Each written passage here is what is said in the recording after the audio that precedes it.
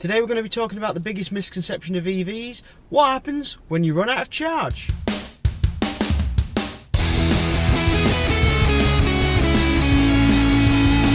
So on Christmas Eve, I wanted to wind my girlfriend up in true Nick style. And in true Nick style, I didn't charge the car a couple of days ago. So on Christmas Eve, she had a work due in Chesterfield, which was a big journey from our house.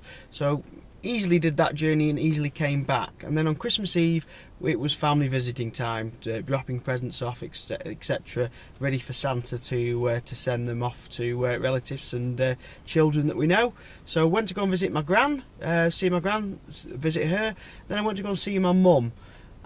Now, I tried to, the reason I didn't charge after her work day and after that big journey is I wanted, for the first time ever, to run my Renault Zoe battery as low as possible. I wanted to see what happens, because I do these blogs and stuff about EVs, but I've never actually took my car below 10 miles. Because when I come home and it's at 10 miles, I just plug it in, because that's what normal people do. Or when I come home and it's at 20 miles and know I've got a big journey the next day, I plug it in. Because if you running out of petrol in a nice car and you've got low fuel and you're going somewhere, you fill it up. So exactly the same in an EV. If you know you're going somewhere, you plug it in so it's full for when you need it the next day. Now, I knew on Christmas Day that we weren't going anywhere, so I could leave the car parked up, charged all day, and I didn't need the car at all on Christmas Day. The mother-in-law's is a short walk from my house, so we were walking there on Christmas Day instead. So on Christmas Eve, I knew I could run the car as flat as possible, and as long as I could get home, it didn't really matter. And if I just had to drive around my housing estate, around my area to flatten the battery to find out what would happen, I would. But then I could also, on the way driving back from my mother's house, I realised that the car was getting to about 10 miles and I was going to have too much left. I was going to be driving around for ages, so rather than taking it steady, I went down a bypass and hammered it as quick as I could to drain the battery as quick as possible. This had a massive advantage. A, it drained the battery quicker, and B, it really wound my girlfriend up. Because when we got down to 4 miles, when we were about 4 miles from home, she started to get a little bit angry. So then I thought we'll really push it, and so I kept the eco mode off, had the heater on full blast, and even hammered it even more. And then this then took the 4 miles away and turned it into 2 dashy lines and a red light that said low battery, and then loads of things telling me to drive in eco mode. Now, there's a couple of things that the car does to pre-warn you that you're getting low. It tells you well in advance. First of all, when you're getting to a range which is further than a charge point, the sat-nav flags up to tell you that you need a charge. First thing it happens, tells you need to charge. Do you want to be directed to the nearest charger? Yes or no? Yes, I do. Takes you to the nearest charger, finds the nearest charger, and will take you there. Second thing it does is it will tell you need to drive more economical because you're running out of range. That's the next most important thing. So obviously, if you not get eco mode on, it'll tell you to either put eco mode on, or it'll tell you to drive more economical. So obviously, driving down a bypass at 70 miles an hour is not driving economical. Driving economical is lowering your speed to what's safe, a safe speed. So 55, 60 miles an hour on the motorway, sort of bringing down the speed, and that is driving more economical. Obviously, less harsh acceleration, slower acceleration, not using the brake, using more of the regen, or if you are using the brake, only touching the first little bit of it, so you're engaging the regen and not the brakes.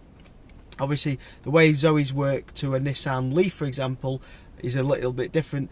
On the Nissan Leaf, as soon as you let go of the accelerator, you get the full regen, where in the Zoe the regen is slightly different. The regen is controlled on the brake pedal a bit more, which is a massive advantage in the winter. So the next thing that the Renault Zoe does to tell you, or any other EV, is you then start getting the part that red sort of telling you that your mileage is getting very low. It goes red, then you get the little red battery at the bottom on the Renault Zoe, and this is telling you that you are really getting low. Then it will go to the dashy lines. The dashy lines is more of a panic situation. So you'll notice that it goes to the dashy lines after about 4 miles. Instead of going 3, 2, 1, it pretty much just goes dashy line. And I think that is a scare tactic to get you to drive more economical and get to a charger a bit quicker. Then the next stage is it goes into low performance mode. Now I managed to drive 5-6 miles after the 4 or 5 mile warning, and it still didn't go into low power mode. Now even in low power mode, you've probably still got another 2 miles. So in theory, you've still got a little bit of reserve. Like you have in a petrol car, you have a reserve. You have a little bit of reserve in an EV, but they don't tell you about it because they want you to get to the charger.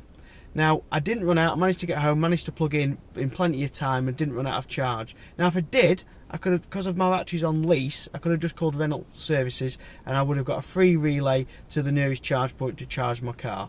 But I didn't run out. I got home in time. It was fine. Didn't a little bit of panic, a little bit of squeaky bum, but I managed to make it, and I did it fine. So it is, you don't run out. So yeah, it was scary, but we managed to make it, no drama. And basically, if you run out of battery on an EV, it just stops, and then you have to get relayed.